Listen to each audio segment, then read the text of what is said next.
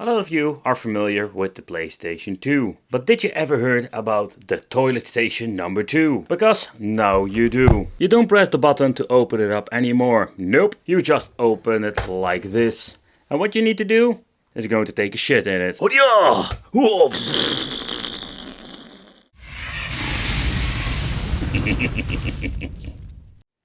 So yeah, sorry guys, I don't take too much stuff too seriously, because life is too seriously and sometimes you just need to be wicked.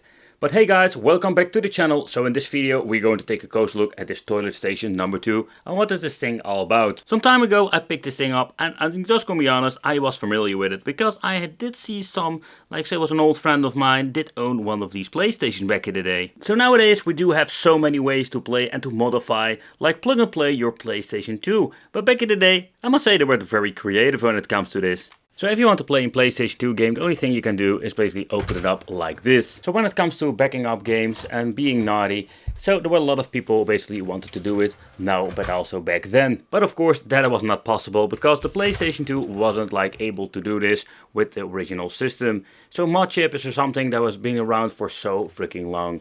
But if you want to play a naughty game or a different region game, there were different ways to do so.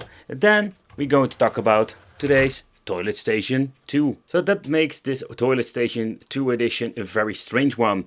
Because when you're looking at it, it's such a weird way to basically like swap your games. And that's basically what this thing was intended for. So unfortunate, my version over here, the disk drive is stuck. And I think that has nothing to do with the special cover there I basically attached to it. Because this is one of those freaking bloody things that happens with the PlayStation 2 over time. But what was the deal with this freaking device? So I'm not sure if this thing needed a special memory card.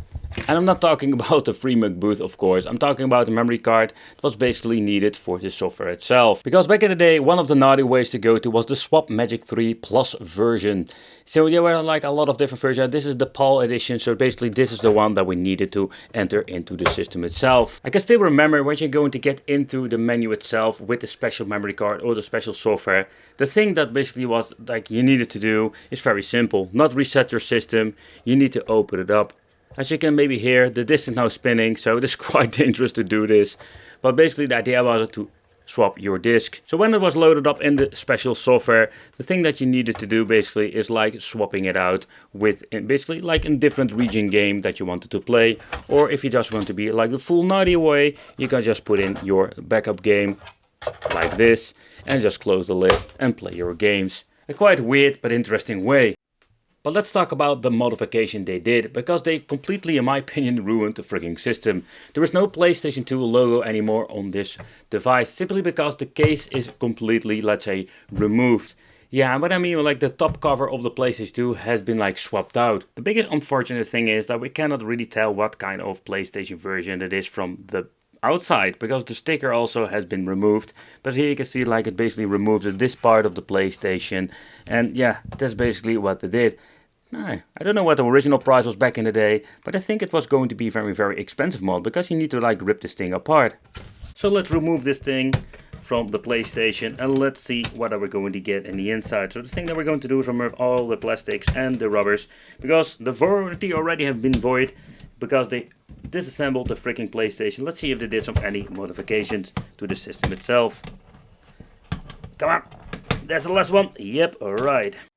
But quite interesting to see that they are using all kinds of screws in the PlayStation. Here you can see like we're going to get different ones. There are a couple of similar ones. Here we're going to get the 4 long ones and 3 short ones. I don't know if this thing is going to be original because it has a different color. But okay, so let's remove the top of it.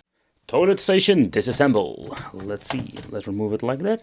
Alright, so that's basically what you're going to get with this modification. So, and man, this thing is really filthy.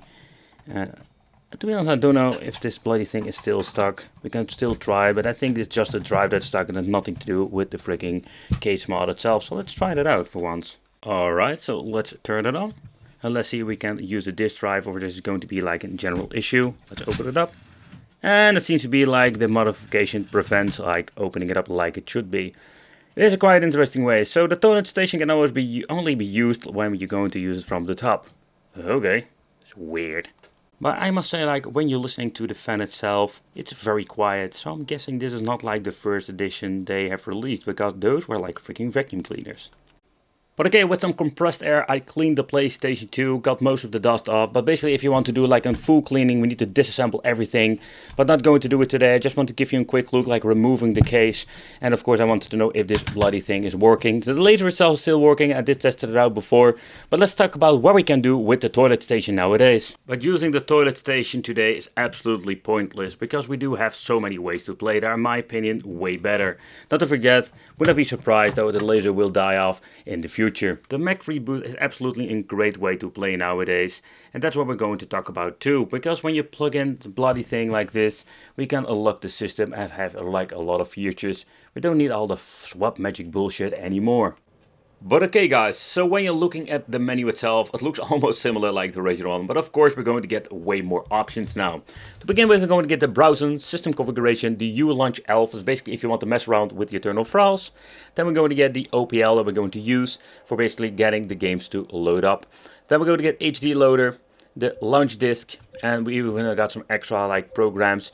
Because of the size of the memory card, if you're going to get yourself a bigger size, especially when you're going to buy one ready to go, depending what kind of version you're buying, and especially when I'm saying like the memory size will give you some more applications, I've noticed. I think you can unlock the machine like this fairly easy, of course. So nowadays we also have like the option to use USB storage.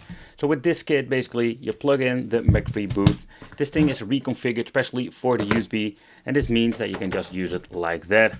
Then of course we'll plug in the hard drive, and with this hard drive you can load up OPL and other applications to basically download your games from a hard drive and play them on your PlayStation. Another great way is of course getting yourself a network adapter kit.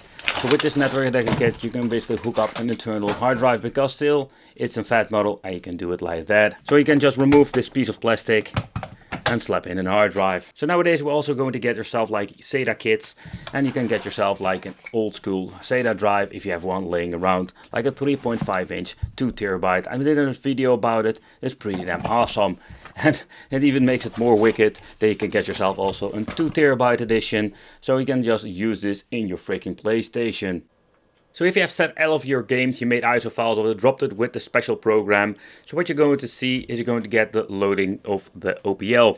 The only downside I have noticed, if you're going to get yourself like a 2 terabyte disk and you're going to slap this thing full of information, it's going to be quite a long time that's going to be loading it up. And yeah, of course, if you just want to play in every single hour in a game, it's not going to be a big of an issue. But the loading times, I have seen, let's say, shorter loading times with 750 gigabyte disks. But this is very long, and I keep talking to show you basically how long it takes. It takes forever. And I'm going to cut the video. Because oh nee, there it goes. Yeah! Woohoo! And with the MX4 SEO, you can even bring it to the next level and use some external storage through your freaking like SD card.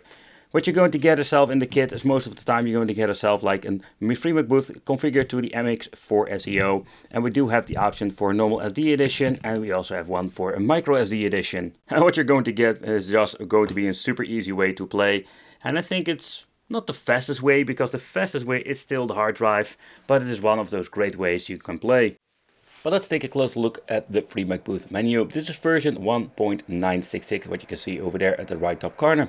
Then we're going to get yourself like the browser functionality, system configuration, and the U-Launch ELF. That's basically if you want to mess around with the memory card internal files. Then we do have like the OPL, and we go to have the OPL version 1.2.0. The difference basically is like this is the old version, and this is something we're going to use when you want to use a USB or a hard drive modification. With this version we're going to need it with the memory card. Then we're going to get the old school HD loader, simple media system, ESMS. Then we're going to get launch disk, code break, USB advance, and here you can see we do have some emulators, so if you want to play some retro games, we can even do that. But that's something we're going to check out in a different video. The free Mac booth configuration is over here. But already mentioned, we need to have the OPL version 1.2.0, so let's boot it up. It takes like a couple of seconds to boot it up, and at the bottom row we do have the option for an internal hard drive and USB storage and stuff like that. But of course press like the X, because then we're going to boot up the memory card itself. And here we can see like the games that we have added to the memory card from the collection. So basically this is what you're going to get, and if you're going to press a button, you're just going to basically like booting up the system. But there was another thing I just wanted to show you.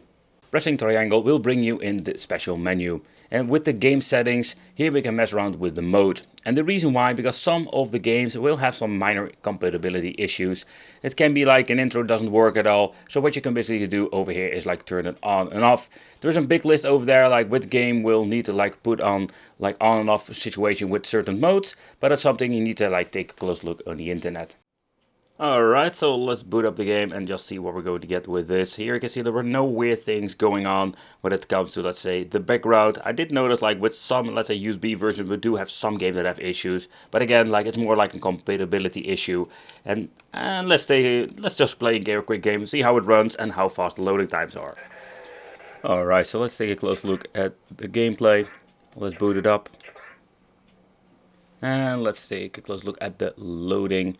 And I've noticed, like, depending what kind of game you're playing, like if you're going to play a fighting game, sometimes I'm going to like have like instant loading times. But yeah, let's be honest, like when you're having this drive, some games are very quickly when it loads up.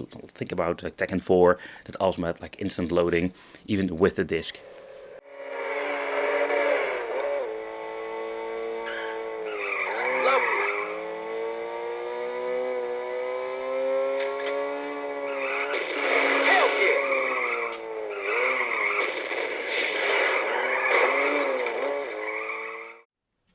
But the swap magic stuff, we don't need it anymore, simply because we do have so many ways to play when it comes to modifications. So we do can like slap in a hard drive with the network adapter, an original one from China. So you just plug in a memory card, you get yourself an MX4 SEO, or you can just use like a freaking USB drive and just plug it in here. So you can just have like all those ways to play, and you don't need the function of the, let's say, the swap magic and the toilet station number 2. So this is like freaking awesome if you ask me, but this is more like a novelty when it comes to like modeling of history of the PlayStation 2. Let me know in the comments what do you think of it. Did you ever like own one of these? Well, thank you for watching, consider subscribing, hit that little bell, and I will see you in the next video.